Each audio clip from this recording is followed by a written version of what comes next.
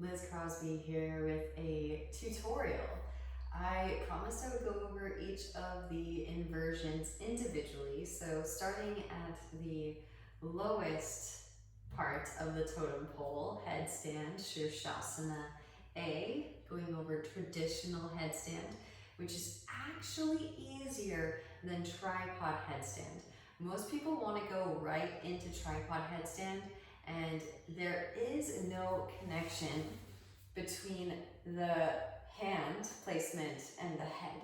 And so because there isn't a connection between the hand and the head, it actually dumps more weight into the cervical spine than your traditional Shirshasana A here. So notice how the forearm is directly linked to the crown of the head, so it's all one cohesive part of the foundation.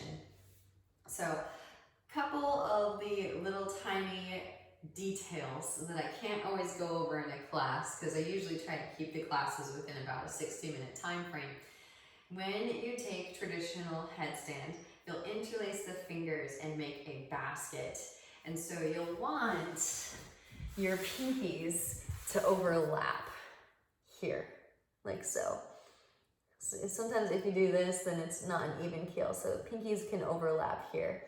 And then of course you can also bring the hands together into a fist. This actually that's the spot where your head would go. If you bring your hands into a fist, the head would go here in between the forearms.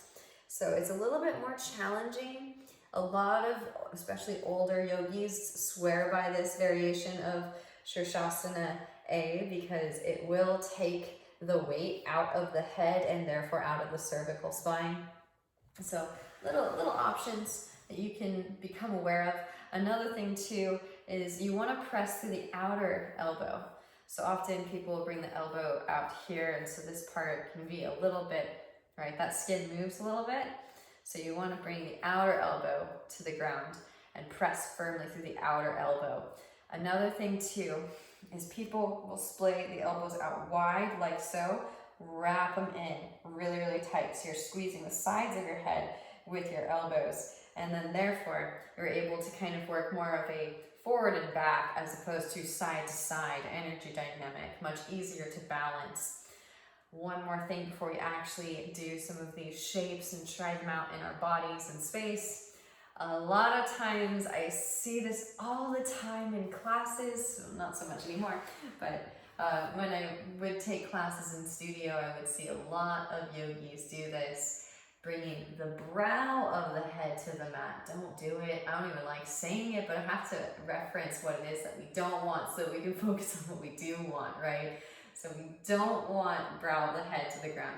There are actually some very advanced variations of headstand wherein you can bring the brow of your head to the mat, but you'll want to have created a significant amount of central core strength in and around the cervical spine to protect the cervical spine before navigating into that space. So I don't want to create any limiting thought forms, but at the same time, I also want to help all of you create from a strong and steady foundation so that we don't have to worry about repetitive stress injury further on down the line. So create the good habits now. And then when you do press the crown of the head into the mat, I always strategically place my bun, by the way, so it's not on the very top of my head. I usually bring it back a little bit so that the very crown of my head can come to the mat. So when the very crown of the head comes to the mat, then that's when you're engaging the chin lock. And more often than not, we're always told in our culture to keep our chins up to maintain self-confidence. Yes, do that, of course, when you're going about your day-to-day. But when you're doing headstand, chin lock it, right? You want to kind of give yourself a little bit of a double chin. I think that's another reason why people have an aversion to doing this proper alignment technique in their headstands, is because it's not very flattering to give yourself a chin lock, right? It just doesn't look that cool. But in terms of integrity and structural awareness so that we can build strength in the right places and also minimize any unnecessary compression, we want to definitely chin lock it. That too, when you're scrunched up and about to enter your headstand, it feels even a little bit more like a quadruple chin, where, you know, it's not, nobody sees it, nobody cares, right? Usually, and again, most of us are doing our home practice, but for the most part, even when you're practicing in the studio, nobody's looking and paying that much close attention. Kind of similar to, I think it's so interesting how body dysmorphia can cause hindrances in our ability to hold space. People being afraid of their belly bulging out in certain postures, and so they never navigate into those postures because they don't want the belly bulge. It's like, it doesn't matter what's important. What does matter is getting oxygenated blood flow up in there and spiritualizing the matter. So, you know, sometimes things don't look all that pretty when you're first navigating into them, or when you're first learning how to do them. Or maybe just like all the time, right? Like when I do leg behind the head variations, for instance, I always have a little bit of belly bulge, and I'm as thin as I've ever been. So you gotta let go of that body dysmorphia in certain transitions, and giving yourself a double chin when you're going into headstand is one of those, right? Just gotta do it, right? You know, and honestly, further on down the line, I've done my investigations that I don't have to worry about misalignments causing repetitive stress injury in the future. Usually, if you're doing headstand wrong for like, you have to do it wrong for like a decade. Usually that ends up manifesting in invasive surgery. So really, really want to set the good habits now. It's really important. You do not want to have to receive that type of invasive procedure. So set the good habits now and Lego the ego, give yourself a double chin. Okay. So another reason that Shirshasana A is best taught before tripod is because we are relying upon the arm strength and not just the neck to support us in this foundation. And so that being said, it is kind of like a weight training system. And at the gym, when you're ready to add on more weights, you just take the little lever out, put it back in, and you add on another 5 pounds or whatnot. With this, it is a lot more sophisticated, it's a lot more tentative, and you decide how much weight you're going to delegate by steadily allowing weight to drift into the crown of the head. So that being said, before we actually move into Shirshasana A, we're going to move into dolphin pose. And dolphin pose specifically with use of the wall. So more often than not, I think that yogis end up in a little bit of a yogi prison, sometimes people call it, wherein they get really, really comfortable with certain alignments. And so one of the main things is people are really comfortable with the down dog trajectory and the dolphin pose trajectory, which is a slight angle. Now we want to straight up and down. When we're doing headstand, forearm balance, and handstand, we want it to be perpendicular to the floor. And so when you get so heavily acquainted with that angle and you never learn how to bring it straight up, this sounds so silly. I can hear all of you people with dirty minds. But yeah, we want to bring it straight up. So we want to have the straight up and down line. That being said, let's do a dolphin pose first, just so I can show you guys what I'm talking about. So dolphin pose, you can grab opposite elbows so that you find the proper distance between the forearms. And again, press down through the outer elbows. You can even wrap the elbows in a little bit and then slide them out so that you don't have the movement happening. We want a nice steady foundation. Tuck the toes and then rise the hips up. So see this angle? And I can walk it into as close as I can. I'm still probably going to have a little tiny angle. You can get pretty close. So there's your angle. Just so you can see, I'm going to do a one-armed dolphin. See this angle right here between the humerus bone and the rest of the spine. But at least try to make that a straight line, which can be a challenge at first. And then slowly lower back down.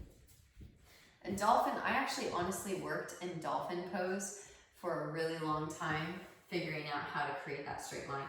So now moving into our dolphin pose with the wall assist. So this is going to take that angle out and bring it into a straight line. All right, so we're all going to get that straight line up and down. You can measure it out. You want about a leg's distance away from the wall, and then walk your feet up the wall, coming into your dolphin pose with the wall. So we're building the upper body strength necessary to eventually navigate into headstand. If you want to, you can extend the leg. And then switch. Slowly lower. So that's building the shoulder strength so that you can delegate weight when your cervical spine is ready to receive it. And you want to be really, really tentative and slowly drift weight into the crown of the head. As you feel those muscles, learn how to engage. All right, so now, if you'd like to, you can use the wall as a little assist so that you don't do a tuck and roll.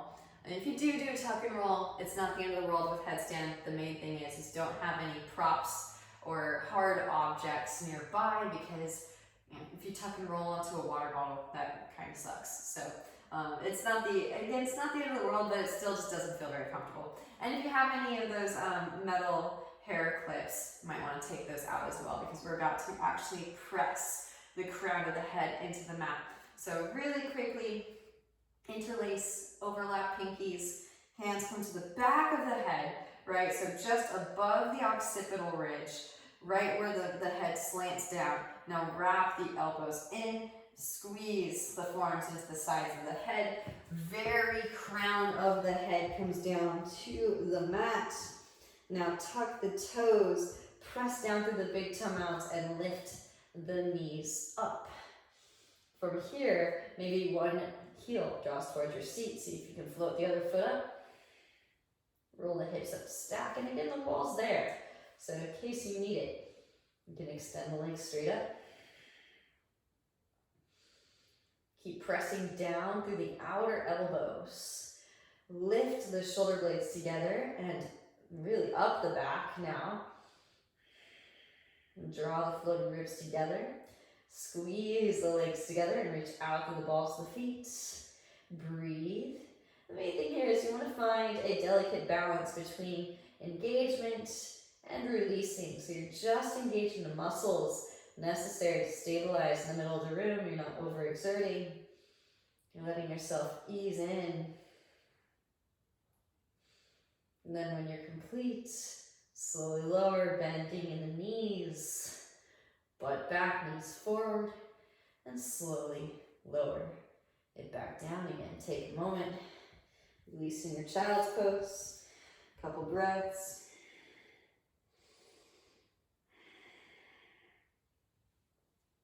So as you get more proficient with your headstand, then you can start to play with the way that you enter the posture. So we did a bent knee variation to start, much easier to enter with the bent knee. But as you get stronger with your central core, similar like I was saying with the arms, using the arms as a weight system, a weight training system, you can utilize your legs as a weight training system as well. And with straight leg, it's like adding on more weight. So let's try that out. I'm going to scoot a little bit further away from the wall now, because you actually are using your legs as like a scale, legs and hips. So I can bring my hips back, and then maybe one leg extends up. Try to float the other leg up straight. And maybe try some leg lifts from here. So one leg can go down to a tap, followed by the other.